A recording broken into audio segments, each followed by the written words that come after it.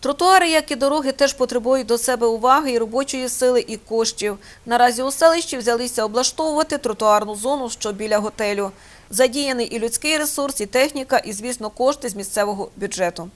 Довго працювали з нашими депутатами селищної ради і звернули увагу на те, що потрібно відновити трошечки, звернути увагу на людей нашого селища, які не мають свого автотранспорту, а рухаються пішохідними доріжками. Тому, звичайно, обговорили дане питання і прийняли рішення, щоб десь трішечки відремонтувати найскладніший участок у нашому селищі. Об'їхали і прийшли висновку того, що потрібно відновити тротуар біля нашого Ставищенського готелю, тому що тут такий складний, постійно тут збиралася вода.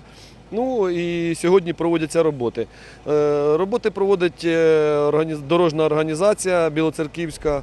Вартість робіт порядка десь 100 тисяч, виходить, цих робіт. Зараз ці роботи, звичайно, не дешеві. Ну, що можна сказати?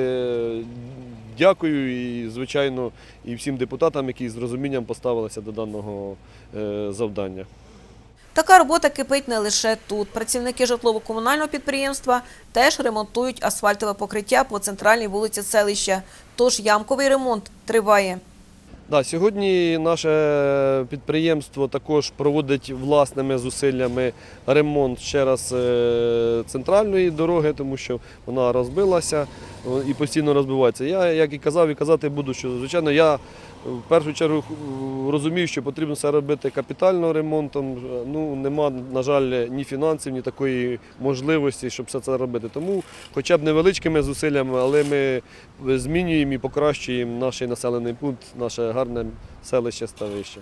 Якщо людина має господарську вдачу і не байдужа, то так і повинно бути. Поділився думками житель двоповерхівки, що знаходиться поряд, який спостерігав за роботою дорожньої служби та поспілкувався з селищним головою і начальником житлово-комунального підприємства.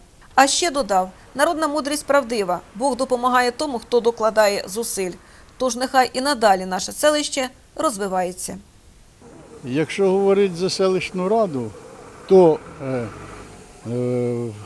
у цей період, коли працює головою селищної ради Кошинський, то навіть дуже помітно.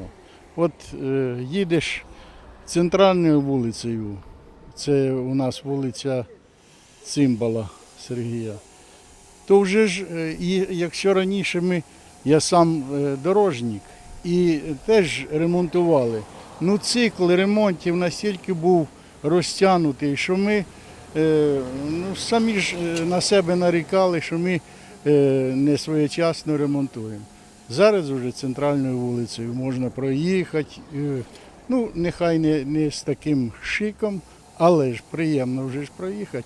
Тепер бачу, біля готелю працюють люди, коли проходиш на цій ділянці, завжди після дощів, після весняної розтаяння снігу, завжди калюжа. Обходиш цю калюжу, тут же транспорт ходиш, небезпечно проходить. Зараз спасибі, що і саме голова селищної ради піклується про нас, про наш побут. Ну, що більше сказати. Спасибі.